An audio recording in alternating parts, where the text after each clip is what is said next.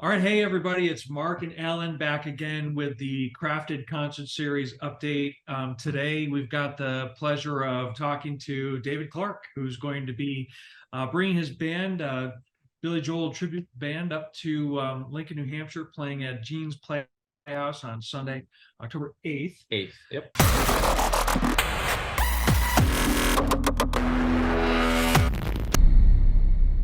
So David, how's it going? Good morning, guys. Great to see you. How you doing? We're great. Great. We're great. We're about a week away from the Crafted Concert Series. We're excited to have you join us and have you in on this interview today. So thanks for doing this. Just to kind of kick it off, we thought we'd say, hey, tell us a little bit about yourself and your band and what we've got in store for us next weekend.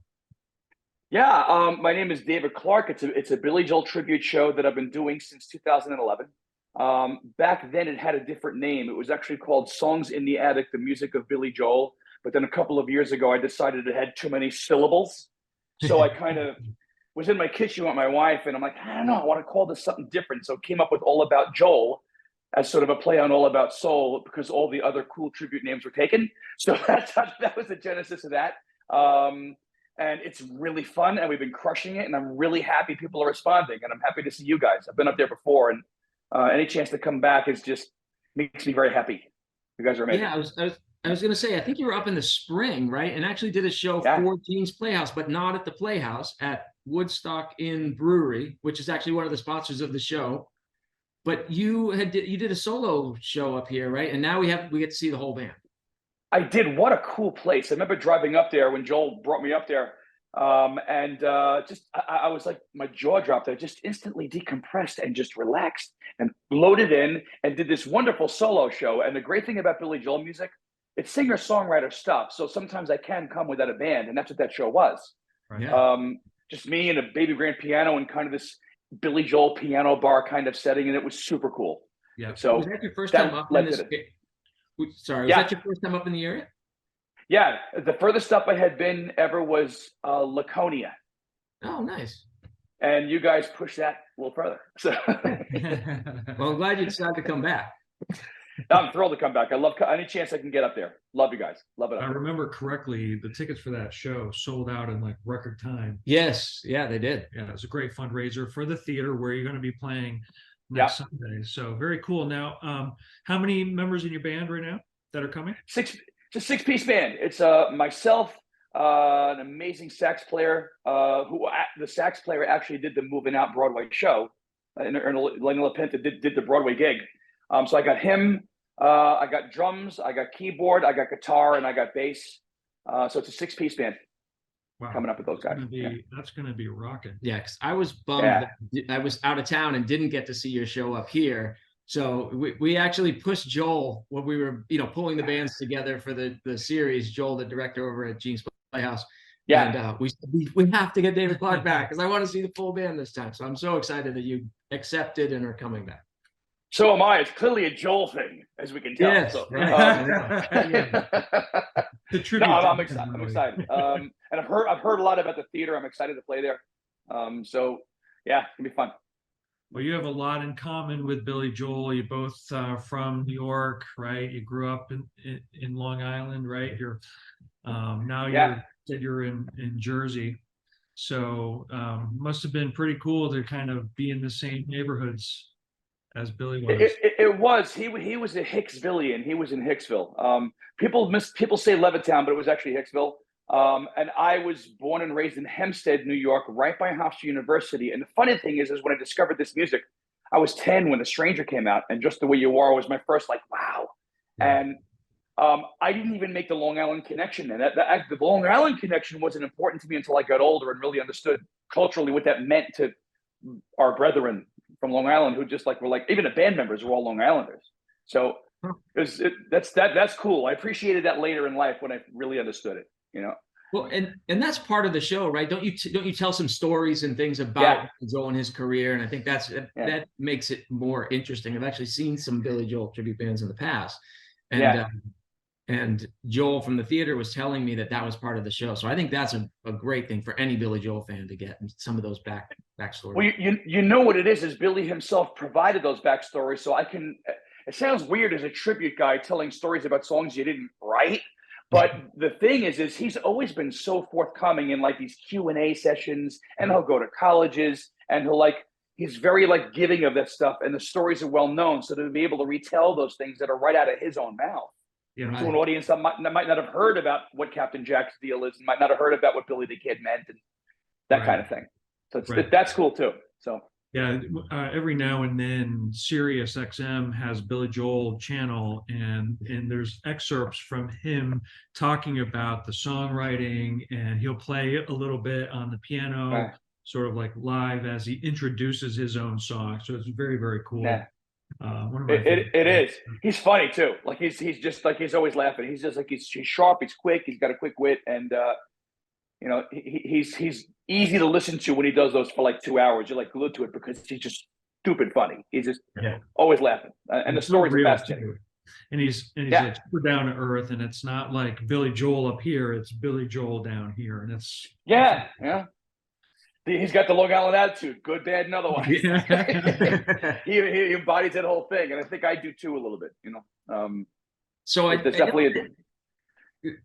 that you're doing the Billy Joel thing primarily now, but you had a career in music for a long time before that, and playing in Long Island, and played with a ton of other musicians, right? So when did you? I did 10 years ago or so. But when did you make that switch full time, and what made you decide to do that? The switch was recent. My father, was a guitarist in a club date band, a wedding band out of New York, and the company was called Stephen Scout Orchestras. And he would do, this is back in the 70s, when as a wedding band leader, you could have a wife, a house, 5 kids, 2 cars, and a boat, and like crush it when there was that much work. So I cut my teeth doing that. And when I was 17, I decided to get into like the wedding thing, and you know, hone my skills as a piano player and a singer, and learn how to be a band leader. And I've been running a successful business doing that kind of thing. But I started acknowledging that I'm kind of, you know, getting older, and maybe a 24-year-old bride might not want to see this as her band leader. So in 2011, I started doing this thing as kind of a, I don't want to say hobby, but a side gig. I thought it was not going to really catch on, because on Long Island, there's a lot of Billy Joel guys. So I didn't necessarily think it was the smartest business model to start a Billy Joel tribute where there's 87 Billy Joel tributes. And I'm really happy that I kind of carved it out and really like built it. And now I've pivoted out of weddings, and I'm doing this full time and kind of touring with it. And it's kind of miraculous. Because again, the tribute thing is a very lucrative scene for a lot of tributes in this country right now, because a lot of people like us used to go to these shows. And there's not a lot of that now. So like Billy, Elton, Queen, there's so many like really like touring successful tributes, and I'm happy to kind of break into that. It brings me up to you guys. It brings me to Tennessee. It brings me to Florida. It brings me to California. It brings me everywhere. So, so that's kind of how that happened. I started off as like a wedding band guy and did that for 38 years, and then pivoted out when I felt the time was right. Like, so that's what happened. And I'm really happy about that. Grateful. Yeah. Well, and I noticed that I looked at your tour schedule, I think yesterday, and yeah, you are all over the country, not just here in the Northeast. You're playing this all over the country, and do a show with Elton John as well, right? Well, not with Elton John, but doing it. There's I have a couple of different Elton John guys that I work with, and the way that started was only about a year ago. And you know, those were tributes to the face-to-face tours. So it was like the face-to-face thing was always Billy and Elton. You guys know this. They did it for a long time, and it was successful, but that's starting to pop up around the country. So I saw the necessity to kind of give it a proper name, because everybody calls it the descriptor of face-to-face, and there's like 8 of them around the country. So like I'm calling it Yellow Brick Joel. So that's the name of my face-to-face show. So we just did a show last night in the Keswick Theater in Glenside, Pennsylvania. And then tonight, I go to Long Island. Right after we're done, I hang up the phone and race to Long Island to play at the Argyle Theater in Babylon. And I see you guys next week. It's really cool. It's just so very happy with the way this is all shaking out. You know, sounds like you're living the dream. Love it. Yeah. And Mark and I are both drummers, frustrated drummers. For our life. So, aren't we all? Right. Yes.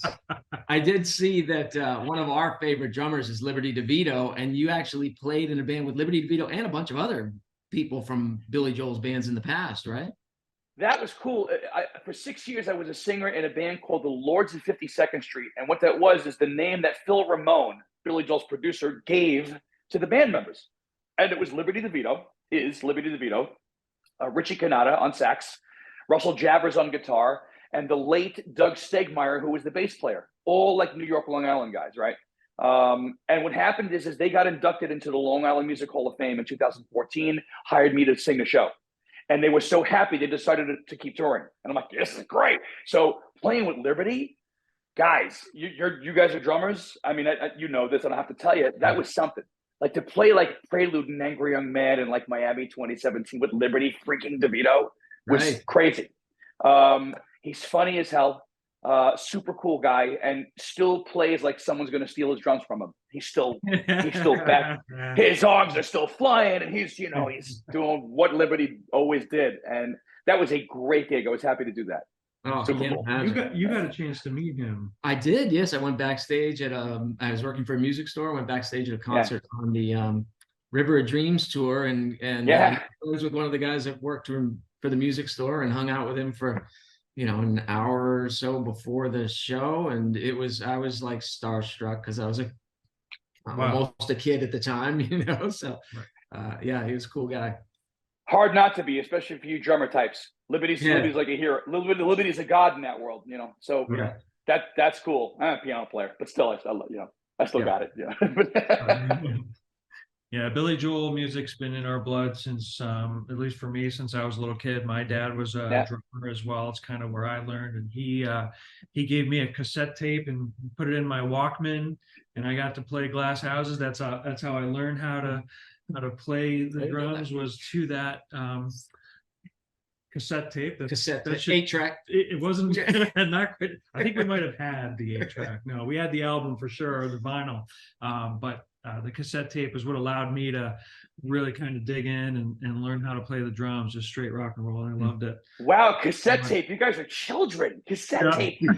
Like my first cassette tape of a Billy Joel album was actually Nylon Curtain, which was '82. But I was all vinyl before that. Like I was that kid that sat Indian style with headphones on with my crappy turntable, listening to all those albums.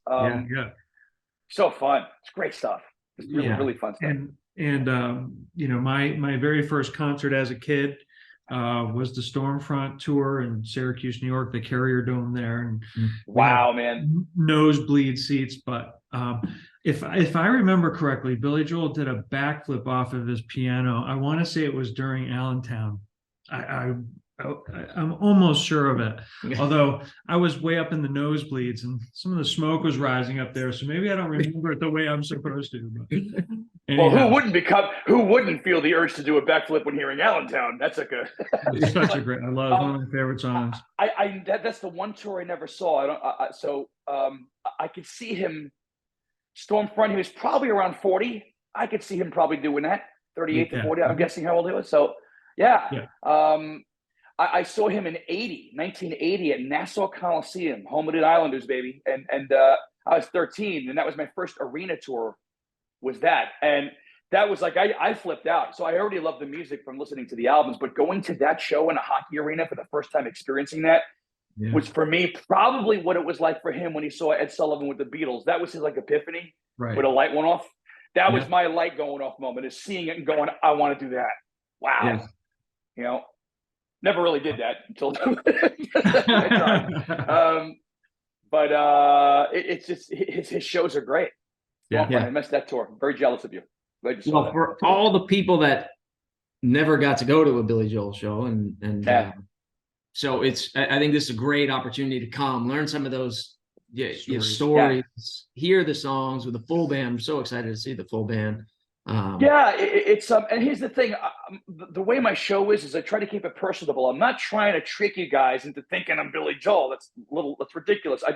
I happen to be bald, and I happen to have the goatee, and I happen to put the black suit on. That's my default, guys. That's just how I like. There's no surgery for that, so that's what I've always worn. So I tell stories, and I'm trying to get as close to replicating the spirit of that as possible. I don't sound exactly like him on songs, but I do on some others. And I'm proud of how I play. I feel like I got the playing part down. I think it's a reasonable replication, reenactment of, so to speak, of what he did, the spirit of it. So that's what I hope. I hope people leave with that. I hope they leave going, that was just fun. You know, that's the goal. Well, and they'll never get to see Billy Joel in a setting like this. So, right, like, you know, a nice small theater. Although we've tried. Yes, yeah. He doesn't return our calls. Me neither. It's so weird, guys. It's weird. Yeah. What do we do? Yeah. And you know what? He's ending his Madison Square Garden residency in July, and who knows what he's going to do next. So it falls on like us tribute guys and people like this to kind of keep it going and let people have access to a ticket that's not $1,000. Oh man, yeah. Wow. Yeah. Then there's that. You know? Right.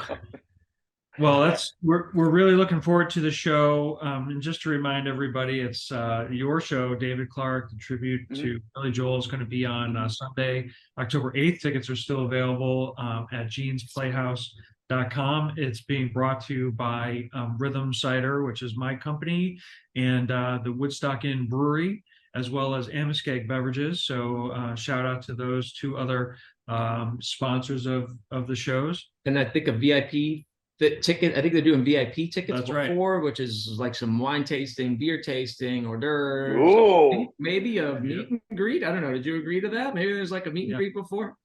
Probably. I mean, I don't need that in my contract. I would do that without anybody asking. Like, I'll force a meet and greet whether you want one or not, guys. Right. Perfect. That's all right. We're going to count on you if, for that then. If there's wine and craft beer involved, this ought to be a really good show. Yes, exactly. Right, everybody. People can get in early, get their seats early. Those VIP tickets are right. A cool little deal. Yeah, because they're not much more money. I don't know the pricing. You can go out to Jean's Playhouse.com. Yeah. But yeah, they're cool. They're cool tickets. I think there's limited number though, so people better get them. If you haven't bought your tickets yet, better buy your tickets. Just get on it now. Get your tickets, guys. Go to the website. I'll see you guys there. I'll also, share this and pound it out there on social media this week. I got a good following on my page and you guys, and we'll make sure people know about it. And it's Sunday, but it's a fun Sunday. And yes. Well, it's a Saturday night here. Awesome. That's a Saturday night up here for us. It's a holiday weekend. So I'm told. Yeah, and so it's one of the busiest weekends, tourist weekends of the entire year. So if it's not sold out yet, it will be by the time the show comes out for sure. Yeah. So very cool. Very much appreciate your time. We know you're getting on the road now. Where are you headed to tonight? As soon as I click hang up, I hop in my cargo van and I drive out to the Argyle Theater in Babylon Village on Long Island. I'm in Jersey, so 4-hour drive, and sound check through the show, come back tonight, and then really early in the morning, I fly out for a private Billy Joel concert in Colorado tomorrow. Nice. All right. Then I recover just in time to save my throat and see you guys next Sunday. All right. Perfect. Well, safe travels to you. Again, this is David Clark, everybody.